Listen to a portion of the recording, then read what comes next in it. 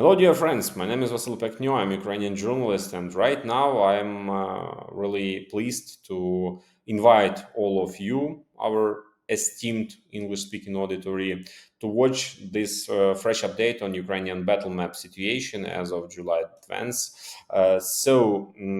Don't forget, of course, to like this video, subscribe to our YouTube channel, and leave your comments below, because it helps us to provide more and more quality video products to all of you if you will support us. So please do those support actions, and we will start with, as I said, battle map review. Where will I start? With an objectively extremely difficult situation, a situation that is tending to get worse, which I described in great detail yesterday regarding the Pokrovsk-Myrnogorod agglomeration direction. And here this concerns not only the Russian advance, both in the north and the south, but primarily the strikes on our logistics in the settlement of Dobropilya. Yesterday, I shared information from Deep State, who for their part reported that in Dobropilya, literally within just a couple of days, 2 days to be exact, on 100 enemy FPV drones struck. 100. This means that the enemy has already has started to reach this settlement with their FPV drones, primarily from the northeastern area, let's say from Klishchi, covering the cities of Myrnogorod and Pokrovsk. 100 FPV drones are hitting. The worst part, unfortunately, is that they are also hitting civilian population. Overall, the situation in Dobropilya is now as difficult as it can be. Yesterday, I showed a video from the soldiers of the 46th Brigade, showing what the road between Dobropilya and Pokrovsk via Myrnogorod looks like. It is completely covered by drone fire. Now I will show a video of what the road connecting Dobropilya and Kramatorsk looks like. That is, the northern section of it is also completely covered by drone fire. So drones here, drones there, drones everywhere, Russian drones. So here is the video without commentary. I'll show it to you, friends.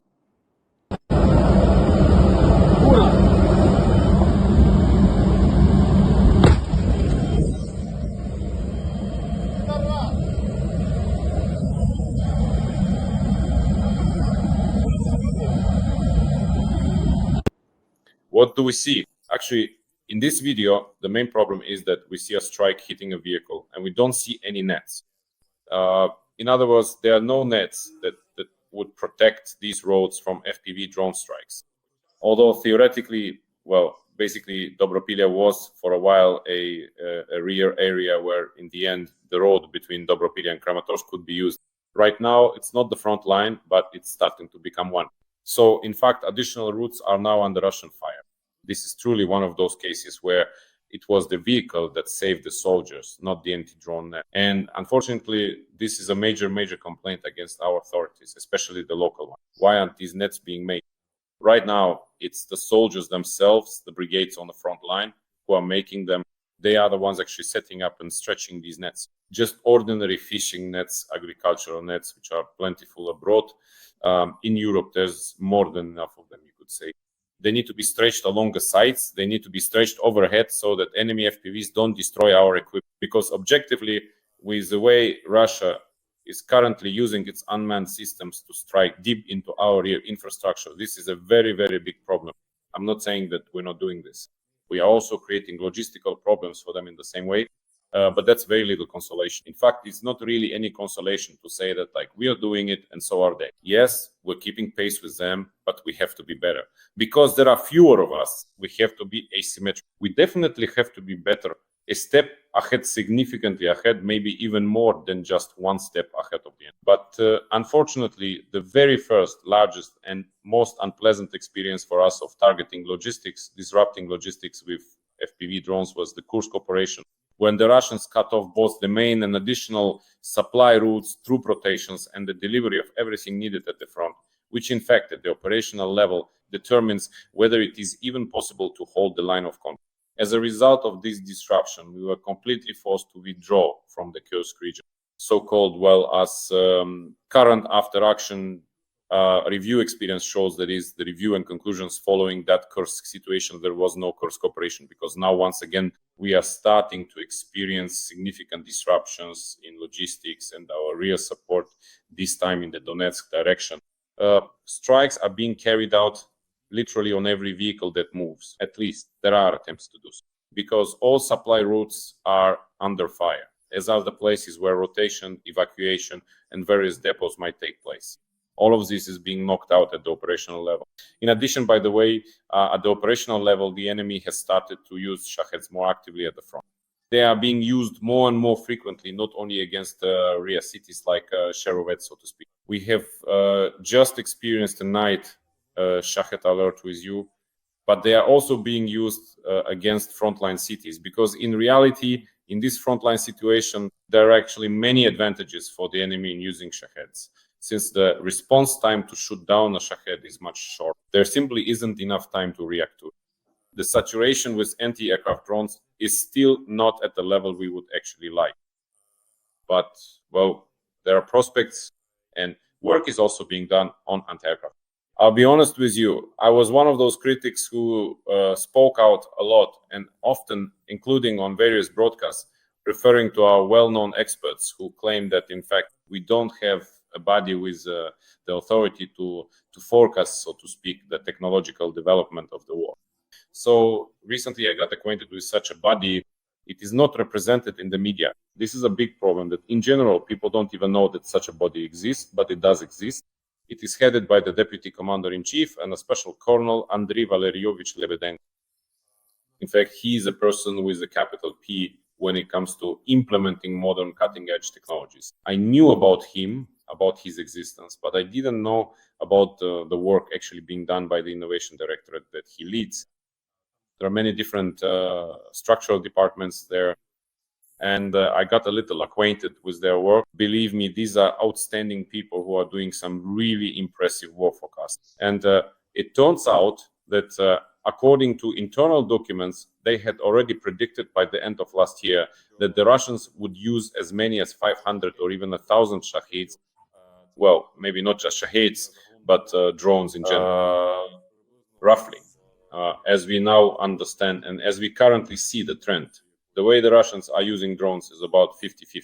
50% are strike UAVs, and the other 50% are decoy drones like the Gerbera type, which do not pose a significant threat, which, yes, are now being equipped with a small warhead, but it only contains 2.5 kilograms, at most 5 kilograms of explosive. But the point is that these innovation departments, headed by none other than the Deputy Commander-in-Chief, Colonel Andriy Lebedenko, are doing phenomenal things. They really should be given more authority to implement these solutions.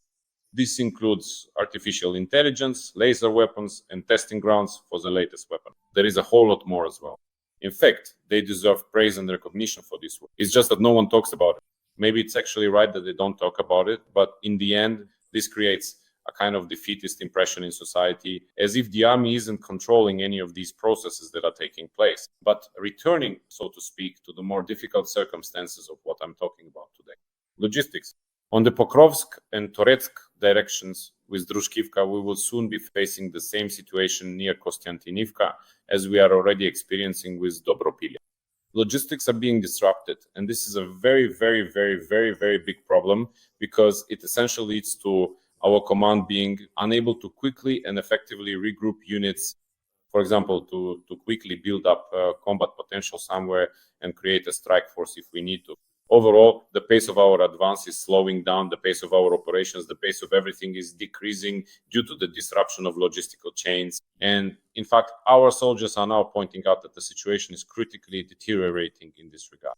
The enemy is imposing their initiative on us here, setting the tempo of the war. In fact, the pace of the operation that the enemy is causing here by disrupting our logistics, so to speak, means they are controlling the tempo of the war. As the soldiers write, analysts from Deep State wrote about this topic yesterday as well. I completely agree with them that the situation is getting much, much worse, in the sense that these are not just one or two strikes on our logistics, but rather systematic attacks, including on Dobropilya, as I already mentioned, 100 drones hit there just the other day. The worst part is that they are targeting not only military vehicles or logistics, but they are also deliberately and purposefully killing civilians. they are literally just blatantly hunting civilians. So this is an extremely bad situation, even if you compare it to the Kursk operation. So there are solutions, but they need to be implemented. The same goes for anti-drone nets. For some reason, we don't see them. Maybe it's even worth considering building some underground tunnels in those areas where the second and third lines of defense are now being constructed, the general Eastern or general Donetsk lines of defense. There, maybe it's already time to think about building underground roads where our military vehicles could move. That's the reality. It's a reality in which drones simply destroy so much. In addition, we need to establish total control over the airspace so that Russian reconnaissance units don't even have a chance to strike in. Every voice matters. Join our community, support independent journalism and help us bring you the truth from Ukraine. Become a member of Ukraine Today. Join us now. By the way, it's worth praising the 3rd Assault Brigade once again for their very effective work, especially based on the results in June.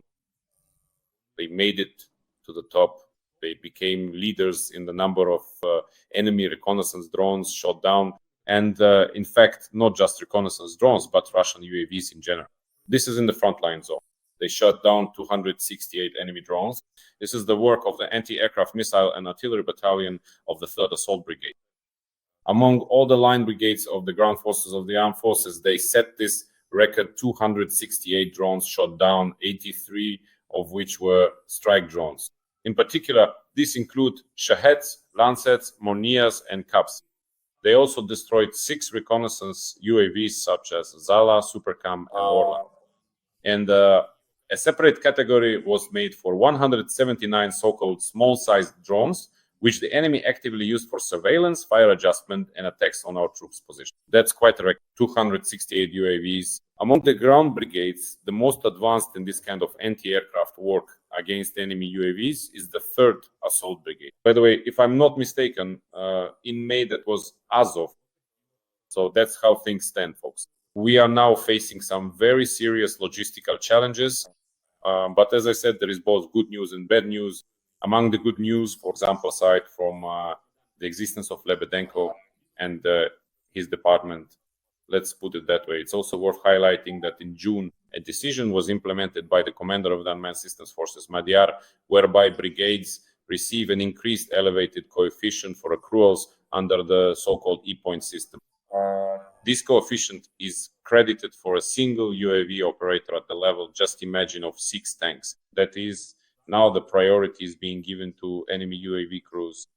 And for one confirmed destroyed enemy UAV operator, the same number of points is awarded as for 6 destroyed tanks. That's why this trend has really brought the work against enemy drone operators to an extremely systematic and high level. And now everyone is rushing after them because everyone wants to get these so-called E-points.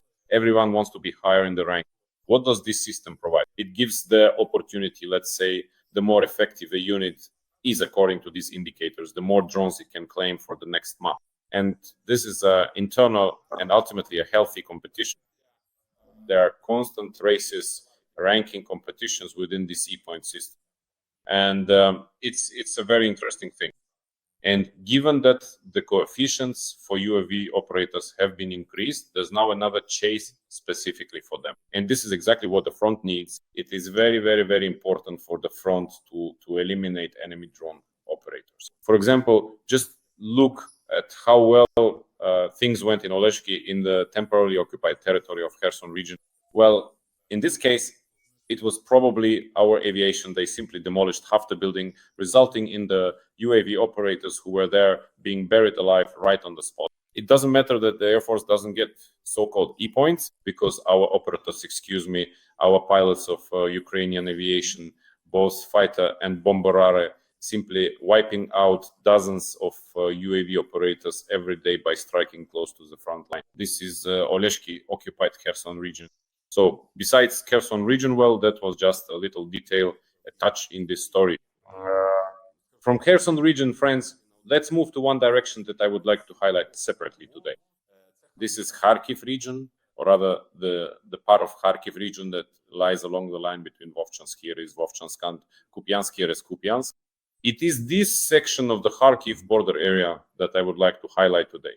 Because as we are summing up the week, I actually predicted a at the beginning of the week that I had certain expectations that the enemy would intensify and carry out offensive actions here throughout this week. As we can see, there has not been a significant intensification of hostilities, but it will happen. So now I have to not so much justify myself, but rather clarify that there will still be active fighting here. Now I will provide some analysis to support my thoughts. In other words, let's say it didn't happen this week, but it will happen later. That is, there has been a certain delay in timing, but overall the enemy has carried out a number of actions here in recent weeks, which were described in a recent analysis by the observer of the information resistance group, Kostiantin Mashovets. And these actions, in fact, clearly show that the enemy will continue to be active here as well. What do these actions consist of? The point is that most likely, as you can see, there is a settlement here called Veliki Burluk, and most likely it will be the main target of the attack, which will be launched from several directions at once. What evidence is there for this? Firstly, here, in the area of the settlement of Mylov, the Russians broke through our border and actually occupied the settlement of Mylov itself. Mashovets claims that the 44th Corps, a general military corps of the Russian army, has transferred the 128th Brigade here, and as a result, the enemy managed to penetrate 4.5 kilometers into our border area. At the same time, from the bridgehead on the right bank of the Oski River, that is in the area of the Vorishna, from here, the Russians are currently conducting offensive and assault operations in the direction of the settlements of Patnikov and Kutkivka. The specifics aren't important. I won't even zoom in on the map right now to show this settlement. But you understand that the general direction of the attack is also aimed at Veliki Burluk. In addition, Mashovets notes that the enemy managed to cross the Vovcha River that is right here, somewhat to the west of Vovchansk, to cross the Vovcha River and reach its opposite bank. And this, as we understand, is also potential further advance specifically in the direction of Veliki Burluk. What I'm getting at is that all the actions that have just taken place indicate that on the Kupiansk axis, the enemy is preparing for a synchronized strike on Veliki Burluk from 3 directions at once. These risks should be taken into account. These dangers should be taken into account.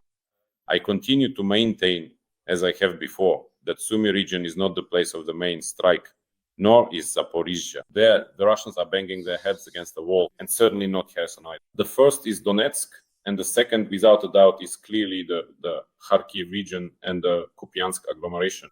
It is extremely important and interesting to the Russians in the course of further assault operations in this direction.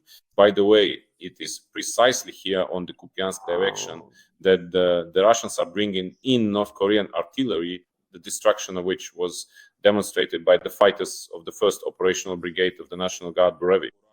This is the first recorded strike carried out together with the other fighters. It seems that's how they carried it out. This is a joint strike confirmed by video evidence of the destruction of the Type 75 MLRS. In fact, it doesn't even have an exact name. There's simply an understanding that it has a 75th caliber. And so this MLRS, well, it's actually a bit strange, but it was destroyed. So at the beginning, there's the photo of it. What does it look like? You can see it's some kind of odd-toed cannon. So it was destroyed.